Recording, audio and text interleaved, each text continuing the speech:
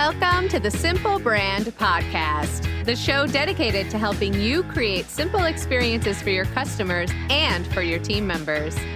Each week, we're bringing you amazing interviews with business leaders and authors who will teach you how to differentiate your business with the one thing your customers need the most: simplicity. Your customers live in a complex world. Let's make it simple. Now, here's your host, Matt Lyles.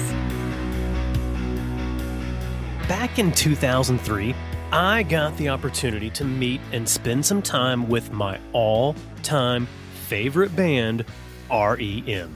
In that meeting, I got to spend a few minutes talking with Mike Mills. We talked about their musical influences, and we talked about some of our favorite bands that we had in common. That was an exciting and memorable experience to be able to meet some of my heroes and talk about our shared passions. Now, here on the Simple Brand Podcast, I get to talk to a lot of rock stars in the business world. And every once in a while, I get to talk to one who I've followed for some time and one who's influenced my work. And today is one of those episodes. If you follow my content around simplicity, you know that a lot of the research I cite comes from Siegel+Gale. They're the real simplicity experts. They study the simplest brands in the world, and they rank them in their Global Brand Simplicity Index. And today, I get to talk to Siegel+Gale's Global Chief Marketing Officer, Margaret Molloy. Margaret's been featured in Harvard Business Review, Fast Company, Forbes, and so many others, and she's consistently recognized as one of the most influential CMOs on Twitter. I hope you've got a notebook and a pen for this one. This is the episode that you're going to want to forward to your team members and your leadership. Are you ready for it? Here we go. Hi, Margaret. How are you today? Hello, Matt. Lovely to talk to you and your listeners. It's great talking with you as well. We have a shared passion of simplicity. We certainly do. What a hot topic. It is so needed, especially today, especially here in 2020. Before we get into talking about simplicity, you've been in your role, or you've been in your career for a couple of decades, and I'd love to understand from your perspective, how has branding changed in your career, and then how do you see it evolving going forward? Thanks for that question, Matt. I should preface it by saying I grew up in Ireland, and when I think about brand, I always come back to, let's define it. For me, it's the simple definition: brand is a promise kept. I remember growing up as a child in Ireland, and my father often told a story of his school days. And when he was in 6th grade, graduating from primary school, his schoolmaster, a very austere gentleman, Master Cox. And Master Cox would admonish the children for writing their names on the desks, for graffiti. And he would go on to say, your reputation is built by your deeds, and that's how you'll be remembered. And in a funny way, although I never understood brand as a child growing up, that has stuck with me. In terms of what is a brand, it's the summation of all interactions that someone has with you or your organization, be it a personal brand or be it a company brand or indeed a product brand. I believe it's also helpful to highlight what it's not, because there are some misconceptions. Brand is not merely a name or a logo or even an advertising campaign. And those are historical perspectives on brand from the era when brand was about broadcasting. Brand management was about controlling the messages that were put in market. Today, the big shift from brand is from this notion of words and pictures to holistic experiences. A brand is now measured by the summation of all touch points someone has with you, your organization, your product. I love it. Yes, that's what I teach people. I tell people that a brand is the sum total of all experiences that someone has with your organization. Absolutely. And therefore, getting back to the anecdote about Master Cox, it's about the deeds, not just the words and the pictures. And if you're a brand, you don't want Master Cox coming by and rapping your knuckles. That's right. And now Master Cox has a megaphone, if you will, continuing the metaphor, with social media. So it's about keeping those promises. It's about having congruence between the expectations you are setting with your communications and the actual day-to-day experience your buyers, your employees, every constituency really has with your offering. And so if we're talking about it that way, then what are customers looking for in a brand experience? Well, I know you mentioned simplicity as a shared passion, and I believe that's certainly one thing. They're looking for simpler brand experiences, or said differently, ways to make their lives easier. Second thing they're looking for is brand as a mechanism for self-expression. Their purchases and indeed their consumption is reflective of their values. So that harkens back to the notion of brands having purpose. I'm seeing a significant resurgence in interest around purpose. Customers are also looking, particularly in B2C, but also in B2B, for customization, the ability to take a brand and make it their own. One of the defining characteristics of humans is choice. So having that ability to interpret a brand and make it part of their lives. They're also looking for stories, the emotional aspect of brand. And we touched on the interactions earlier, which if we weren't intentional, we might think that's just behaviors. But consumers want stories that they can identify with, that they can bring to life in their own lives and feel a sense of connection. It's important to recognize that for many of us, the force that's most influential in our lives right now is actually brands. In some countries and in some situations, it's more influential than government or faith or religion or other forces. So brands are a terribly important function in our lives beyond the utility they provide functionally. Another belief I have is that customers, or as I often refer to them as people, actually want community. They want to be part of a tribe, if you will, with shared passions. So brands that are building community, I look at the fitness industry, brands like SoulCycle. That's about creating a brand experience that's about the individuals, the other humans that you're sharing the experience with. And I would also say something that customers are looking for is a little bit of playfulness. It seemed to me like a newer trend, but if you look at Instagram right now, for example, in the makeup category or in fashion, you're seeing a little bit of a movement away from the sort of no makeup look to the extreme end of that spectrum around playfulness. Ties a little to that customization trend that I referenced before.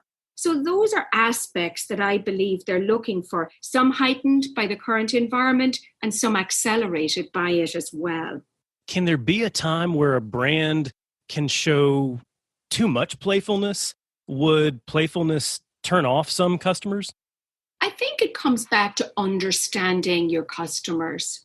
And of course, the notion of empathy, recognizing their reality and connecting with them.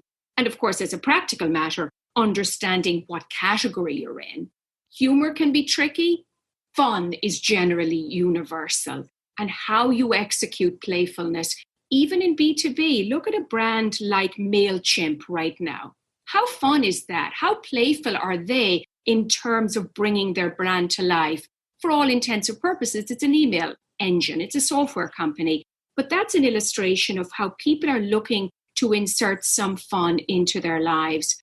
And that humanity comes through playfulness. I actually use MailChimp. That's my email service provider. And I love their playfulness. I also love seeing their stories on their site. Whenever I'm logging into my dashboard, they show me different stories of small and medium-sized business owners who use MailChimp and tell part of their story. So I love being connected to those other business owners.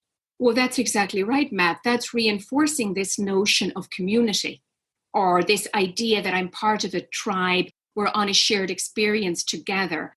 And to your allusion to the current context of COVID-19 and the pandemic, there is a heightened awareness around the value of social cohesion, if you will. And brands can, if done well, attach themselves to that desire that people have to have shared experiences. Can you explain social cohesion in a bit more detail? How does that relate to brands, and what are customers looking for in that regards? We touched on community a moment ago. When I purchase a product, I am not merely buying the functional aspects of that. I'm buying into a belief system, a shared set of values and purpose. So when you go to a gym class, that's one thing. When you go to Soul Cycle, that's an entirely different experience end to end. So that's around saying that we're on this shared journey, and we're using loud music to improve our fitness, and we're all in this together. So that's an example of a brand who has a purpose, brings it to life, and convenes a tribe, if you will, to share in that. I think the other aspect to social cohesion is around shared purpose. So be it a brand that has strong ethics around the environment or the planet. So you have these shared values that people feel they want to be a part of, and they identify with those values and use purchase or consumption of your offerings as a way to bring that to life or to manifest it. So examples in categories like the meatless burger categories that are emerging, it's people who they're targeting aren't particularly vegans. It's rather people who eat meat but maybe want to occasionally have an experience that might be deemed more helpful, that's helping the planet, but is also a healthy choice. So again, it's this community of people who have shared values. And the final point I would make, that where it ties particularly to brand, is this idea around not just having social responsibility, but being socially useful. We are seeing in the context of the pandemic, brands stepping up to support the community, be it through converting their processes to making masks or hand sanitizers, donating hotel rooms, donating seats on flights. These are all the ways in which brands are stepping up to be socially useful. And that's sort of in the realm of hashtag all in this together. Of course. And to go back to that, I think a lot of people have a focus on identity, on their own personal identity, and how they amplify their identity by who they associate with. And that ties to that social cohesion. People like to identify themselves by the brands that they follow, the brands that they use, the other communities that they're a part of. That's exactly right, Matt. And I think one of the categories where that has always been most manifest is in luxury, when to some degree, the offerings are even aspirational. And if you look at luxury, it's often interesting as a leading indicator of where other categories are going. So there was a time where the most high-end luxury was very much about the logo and the conspicuous consumption, if you will. Right. I'm noticing at the highest ends of luxury a trend away from that to much more subtle, almost insider, if you're in the know, if you're in the club, what I term the velvet rope effect. The club that's truly the coolest club in town doesn't have a name outside. It has a velvet rope. And for the people who know, they know. So there is that notion around how you identify as being manifest in your purchase habits, which in turn reciprocally means the brands that you bring close to you and the brands you display. Yeah. And then when you know, you know. Mm-hmm. So earlier, when we talked about what customers are looking for, the first thing that you said was simplicity. That's our shared passion here. But I would love to know from you, how do you define simplicity? So at Siegel+Gale, we talk about simplicity as the intersection of clarity and surprise, creating experiences for customers that are both remarkably clear and unexpectedly fresh. So if something is just clear, it runs the risk of being dull. If something's just fresh and fun, it runs the risk of not achieving the desired outcomes. So that gorgeous intersection of clarity and surprise. Now, to make that very tangible, we think of the dimensions of simplicity because, frankly, it's quite an abstract term. And often I find in talking to CMOs, it can be misunderstood, but most often too narrowly defined. So the dimensions. The first dimension of simplicity, ease of understanding. Second, transparency and honesty.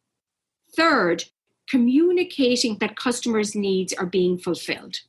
So that's the clarity of communications, innovation and freshness, and usefulness or utility. So it's the blend of those functional components with an insertion of the beautiful. And when you have a customer experience that's truly simple, it's seamless, but also you have that emotional reaction that says, wow, that is so simple. And you have that aha part. And that's why clarity is first principles, but you need to add the freshness, the usefulness, the transparency, the honesty to really get to a comprehensive definition of simplicity. How does that sit with you, Matt? Because I know it's a shared passion. That's very similar to how I view simplicity. And a lot of times as a consumer, when I get a simple experience, I like to think, wow, why can't this company do that? Why can't this other company do that? So if I can track my Uber driver coming to my house, or if I can track my Domino's pizza coming to my house, why can't I do the same with any package being delivered to my house? I like to compare simple experiences to every other company. That's such a beautiful point. And the elegance of your analysis is that we compare across categories. Yeah. And I think that's a gap often in brands, that they believe their competitive set from an experience perspective is limited to their category. When, as you've so beautifully articulated, it's a function of the last better experience or the most recent best experience I've had. The genius of simplifiers, and I spend a lot of time with brands and CMOs, and I believe the genius of true simplifiers is knowing what to strip away from an experience, a design, or language, and what to leave behind. That's an art form. And often the folks who aren't as sophisticated in understanding simplicity think of it as something reductive. It's just taking stuff away. Yes, but the genius knows which components to remove. Yes, stripping it down to what is exactly needed. Only those things that are going to deliver on that promise. Well, that's right. And when it's done well, let's think about the outcome. Simplicity brings productivity instead of paralysis. It brings confidence instead of confusion, and ultimately customer trust instead of angst. If you think about that, those are very desirable emotional states for your customers to be in. So that's the framework I look to in terms of the desired outcome. And I recognize that customers truly appreciate brands that make their lives easier and are simple to engage with. What's really important is they're often willing to pay a premium for those brands and more willing to recommend those brands to their friends and family and others. And we live in such a word of mouth culture that capacity to recommend is a huge driver of sales. Absolutely. And I think that when customers get a simple experience, I think they're also more loyal to that brand, right? Oh, absolutely. And you've just hinted at some of the analysis that comes from our annual World's Simplest Brand study. And that's top of that chart, loyalty, because a major input into loyalty is trust. So if I trust back to, if you peel back that onion, the transparency, the clarity, there's no cognitive dissonance. It is essentially, I see what I get, I trust you. And that's very powerful in terms of their loyalty, but also their willingness to recommend and word of mouth to their peer groups. And those are benefits that are external to the brand, external to the company. Those are the benefits that you see from your customers? Are there any benefits inside the company when you focus on simplicity? Wow, that's such an interesting follow-up question. And I would also reference a study we did a few years back called Simplicity at Work. And I think the premise of your question is essentially that simpler workplaces are also more productive workplaces. We define simpler workplaces as places where employees easily get their work done and feel productive and fulfilled doing so. And the benefits there, perhaps unsurprisingly, are a more engaged workforce, more likely to advocate for the brand, and similarly, more likely to recommend the employer. Basically, what we call in branding parlance, brand champions. You want your employees to be brand champions. And we did a very robust study across the globe to identify what are the behaviors of employees who identify their workplace as simple, per my definition earlier. And those are the kind of behaviors. They find it easier to innovate in simpler places. They're more likely to trust employee leadership, their leaders, more likely to refer someone to work at the company, and more likely to stay. So all really desirable employee benefits and outcomes. And I think what your question is sort of hinting at is the idea that if you have a simple workplace, well, then the probability is greater that those employees will deliver simpler experiences to the customer. So this notion that you have to have synchronicity between the employee experience and the customer experience is one that we haven't explored in depth, but it sounds very powerful. I think it is. And I think that when leaders say our focus is going to be simplicity, and that means simplicity for the customers, but also simplicity for our employees, each other.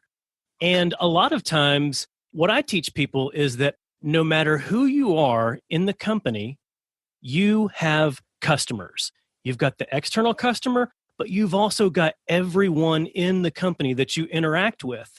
Your leadership chain is your customer. Your people who report to you are your customers.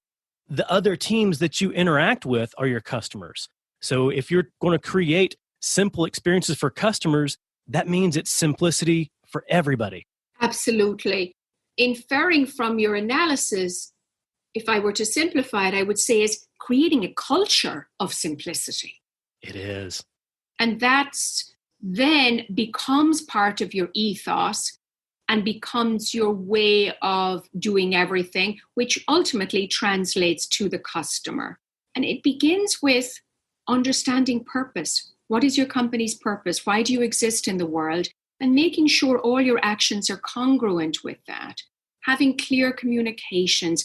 We talk a lot about the customer journey, but also understanding the employee journey and how they get to perform their tasks.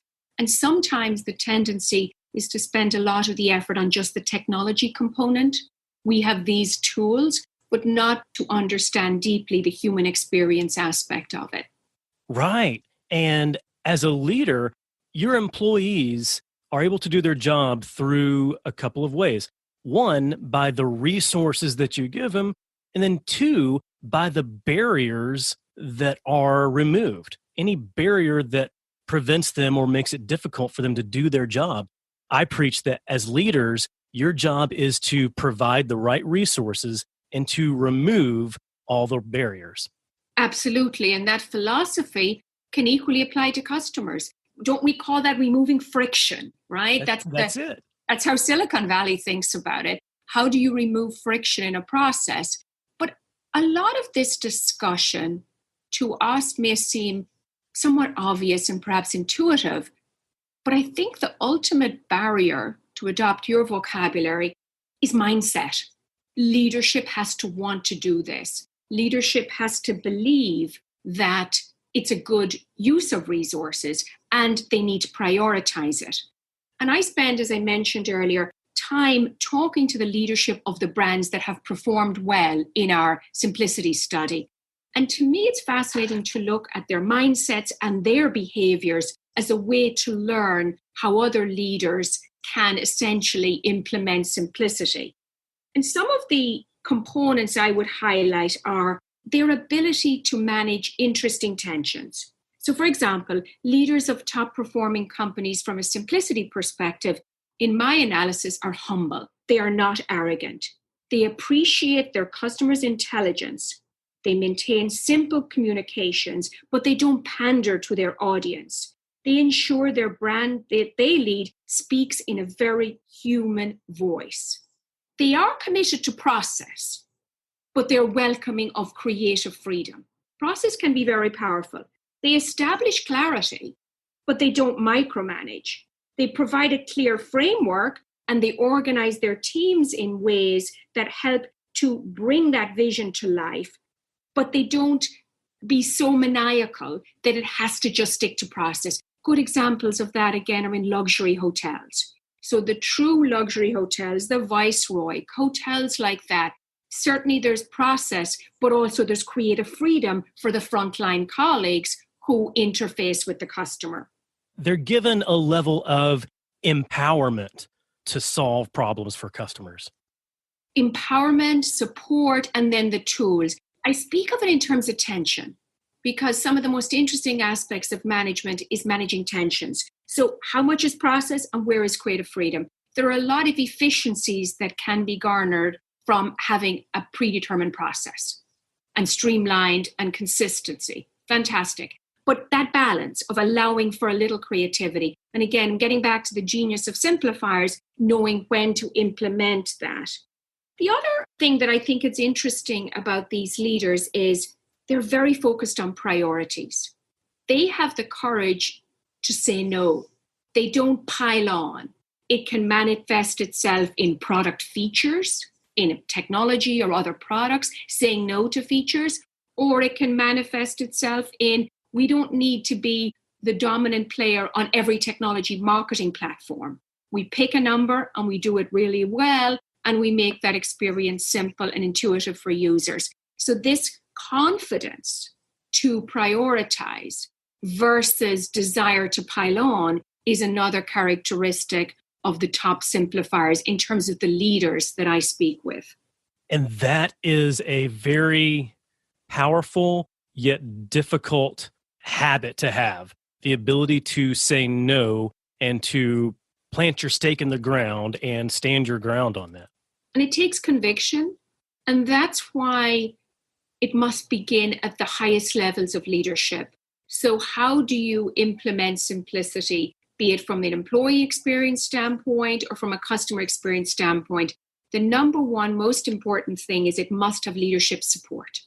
So without that, it won't happen, frankly. So making sure at every facet, what you incent is the behavior you get. So incentivizing simplicity, rewarding simplicity are ways in which leaders really live it. And sometimes that takes the courage to say no. Sometimes that takes the courage to say we're just going to have a one-page memo versus allowing everyone to pile on. Right. I also think that simplicity needs to be defined for every area, for every team. When we define a simple experience, this is what it means for our team members, so that each team member can know, oh, this is what it means to deliver simplicity. I like that approach. And we must remember, though, the many dimensions, not limiting it to clarity, because you need something beautiful. Simple requires beauty as well. And I think one of the important drivers of this from a consumer standpoint is that in practically every category right now, there is a dizzying array of choices. There are more everything than any of us need. So in order to break through in any given category, you must simplify. That's a very powerful rationale for justifying simplicity. How do you break through? Definitely. And to what we talked about earlier, that helps create customer loyalty, because when customers have so many choices, it makes it that much easier for them to move on to the next choice.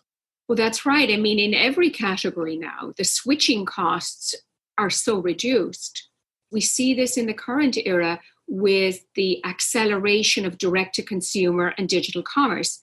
It means it's a click away, the alternative, but not if you have built that back to the community and the loyalty and the trust. Because a key outcome of a simple customer experience is that they trust you. And trust is just such an important quality for any brand to imbue. Absolutely. So we've talked about simplicity for consumers, but I'd love to understand, does the need for simplicity differ if a brand is B2C versus B2B? What an interesting question. My confident response is the following. The core components of simplicity, transparency, clarity, consistency, utility, need for freshness are as relevant to B2B as to B2C. That may surprise you, so I'll offer a few reasons. The greatest myth about B2B buyer is that because they are buying in a business context, that they operate in a purely rational way. Right? It's a myth. I began my career, I spent the first decade working for B2B technology and telecoms companies, and that's a myth because, frankly, the emotional component often is even heavier because what's at risk? Your job, your career. So there is a rational and an emotional component to B2B decision making.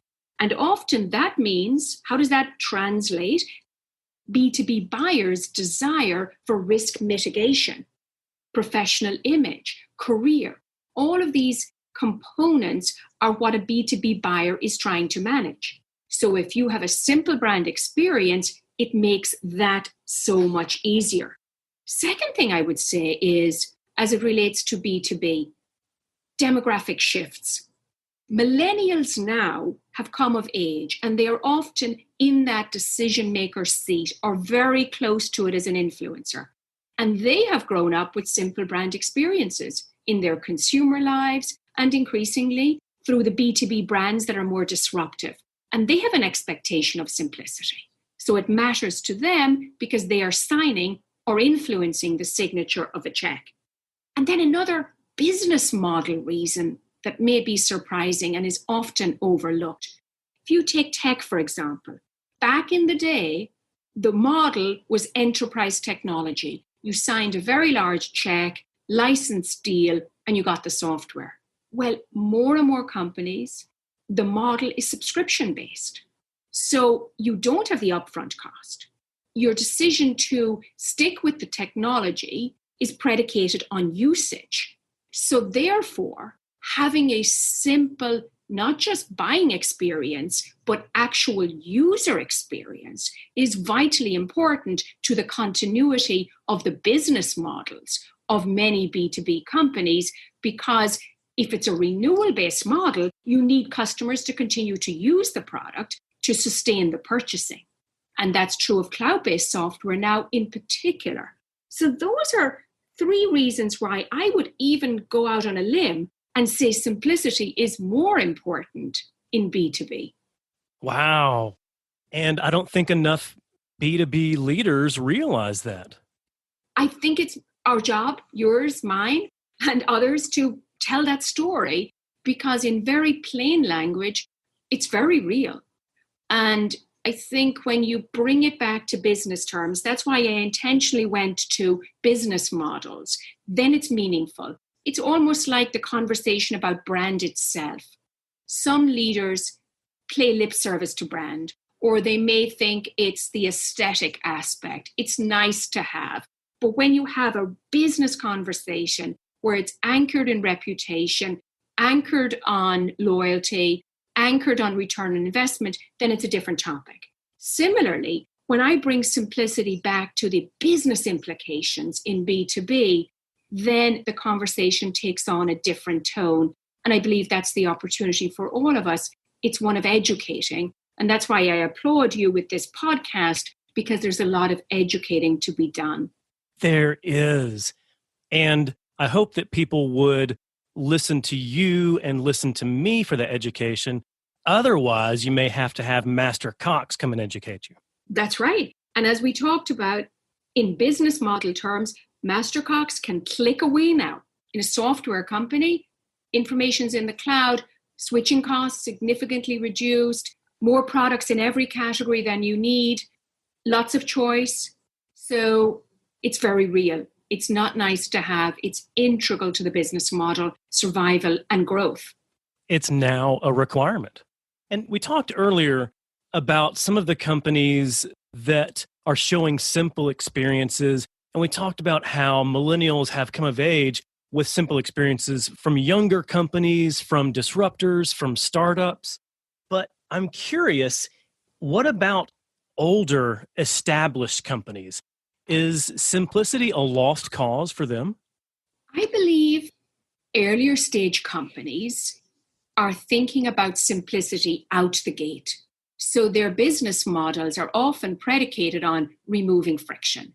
They have identified a pain point and they go straight away to solve that pain point. So their companies are often premised on delivering simplicity.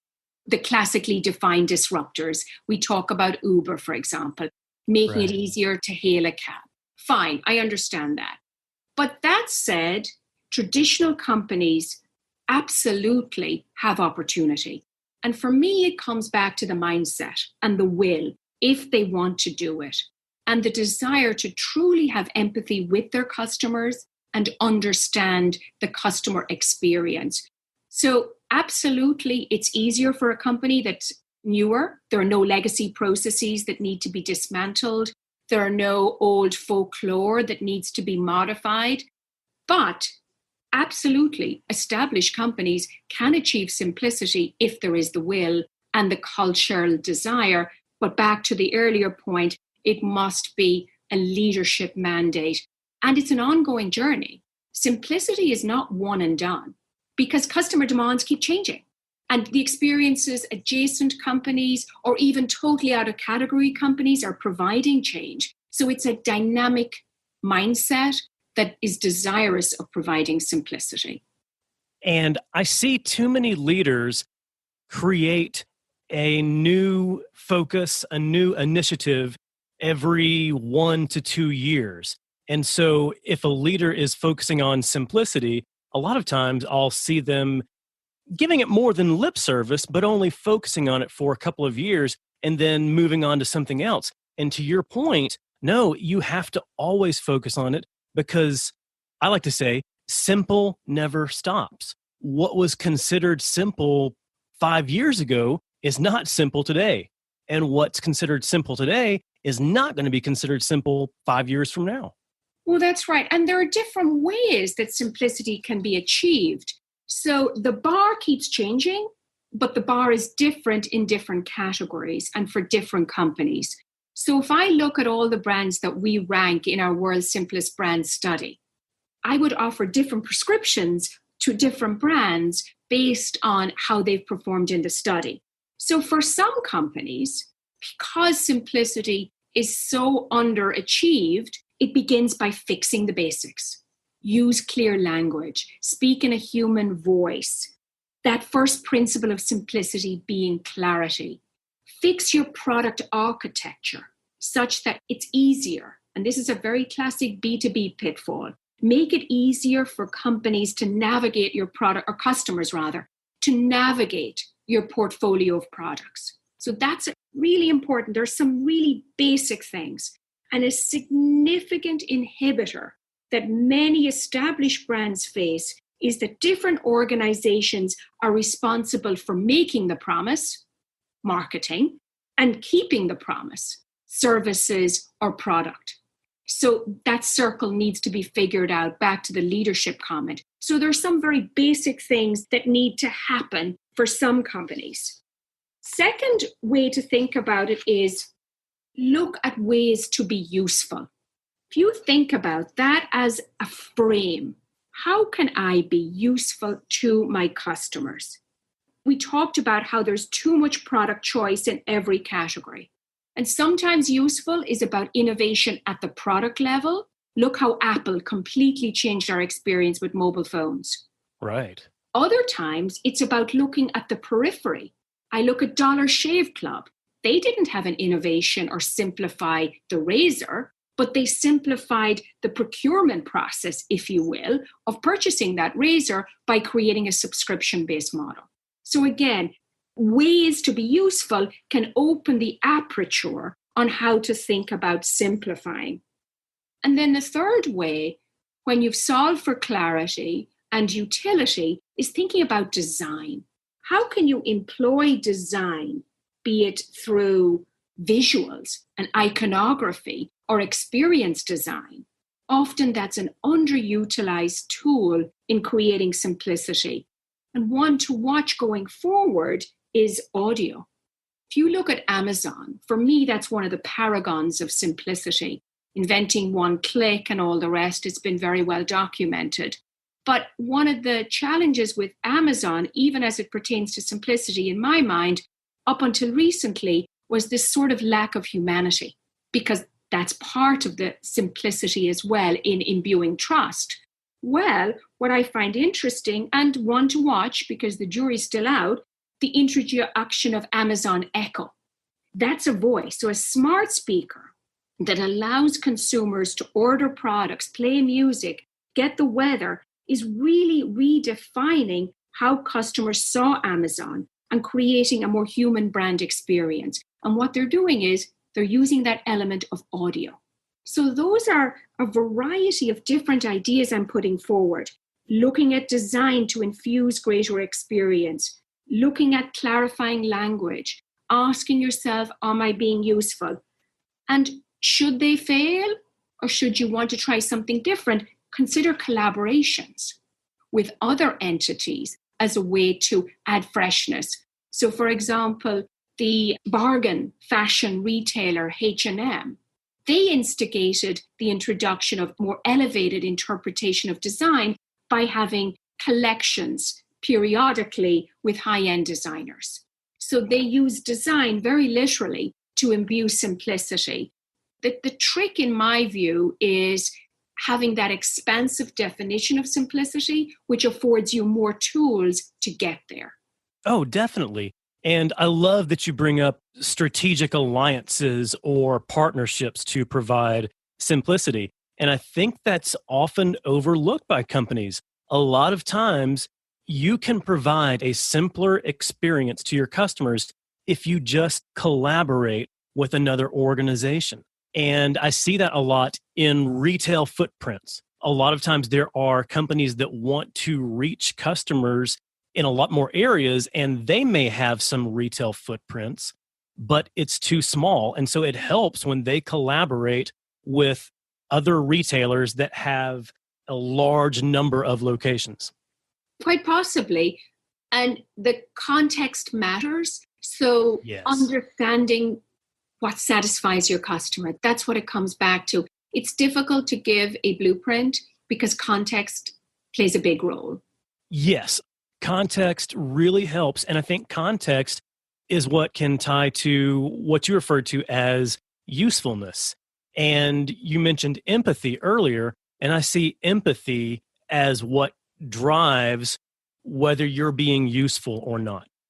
That's a very interesting intersection. I'd like to think about that because I like where you're going. For me, empathy looks at reality to understand someone else's reality and acts to connect with it.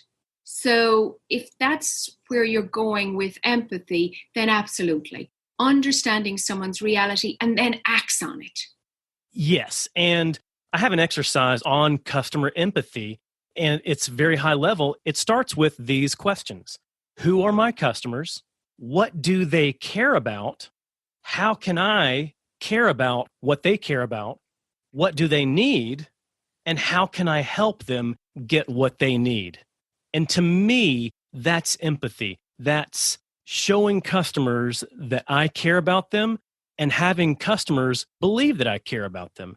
And when I help a customer get what they need, to me, that ties to being useful. I would certainly support that hypothesis. It makes a lot of sense. So much of what we've talked about ties back to mindset and belief systems. And when I think about the leaders that I deem to be able to cultivate empathy, there are beliefs that I would infer that drive them. I think the first belief, you touched on it, is that marketing is a contact sport. Yes. Right? That it's not about ivory tower, that there's no empathy without proximity. You have to gain empathy through direct experience, anchored in a sense of brand purpose and buoyed by curiosity, of course, and that high degree of humility that we talked about earlier, seeking diverse views, fostering questions and openness, and listening to others. So that notion that marketing leadership is a contact sport. The other thing, and you alluded to this with the idea that it keeps changing, a belief that agility is powered by flexibility. I'd go out on a limb and say empathy is not a goal. It's a mechanism for leaders to achieve goals, because for me, it's always anchored in going back to business results. Right. So leaders who are really focused on that. And then the other thing I would say that's important is, how do you achieve empathy at scale? So empathy at scale is an operating principle. The leaders who appreciate this, appreciate that empathy is most potent when it is an organizational capability practiced habitually, not merely a quality of select individuals exhibited in a crisis or in a particular department. They recognize that you can't mandate empathy. You must demonstrate solidarity, back to your discussion around employee experience. But you must also challenge old assumptions, dispense with old paradigms that no longer apply, and most important of all, create the conditions that generate the kind of culture where curiosity, inclusion are valued and expected. And in so doing, what those leaders are doing, Matt, is they are nurturing empathetic organizations. So important. One dimension of it that we haven't touched on, but we should put as an asterisk, is this whole idea of inclusion, having different people at the table, because empathy can be influenced by your experience and your background. And we all benefit from having different backgrounds. So having different people in the room improves empathy. If we think of empathy not just at the individual level, but how do you build empathetic organizations? That's deeply interesting to me.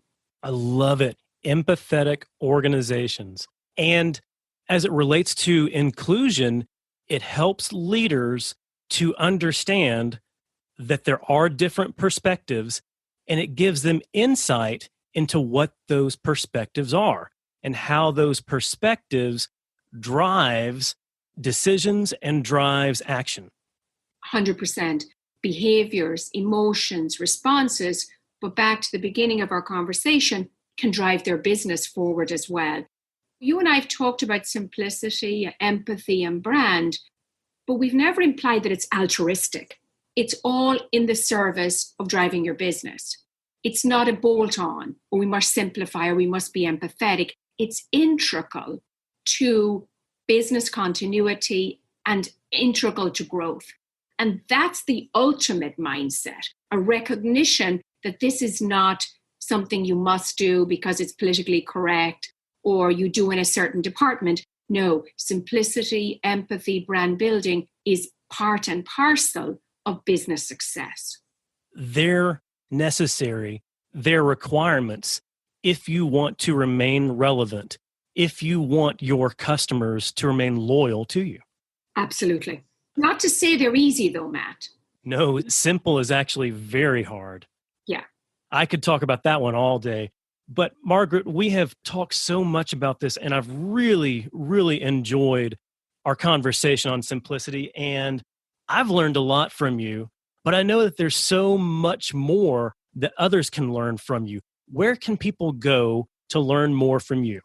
You can go to Siegel+Gale.com, our website. We have a very robust blog where we opine on this topic frequently. You'll also find us on the usual social media channels. And I would also invite you to subscribe to a newsletter I've launched on LinkedIn, published every Monday at 8 a.m. Eastern, titled How CMOs Commit. And perhaps that's a good note for us to end on, because simplicity is about a commitment. You must commit to it. And I explore simplicity and other topics from that lens of how CMOs commit. I would love to invite your listeners to subscribe to the newsletter and to follow me on those social channels as well. Fantastic. Thank you. That newsletter is going to be so helpful to a number of people, even beyond just CMOs. Margaret, thank you so much for your time today. I'm so grateful for our conversation. My pleasure. Thank you.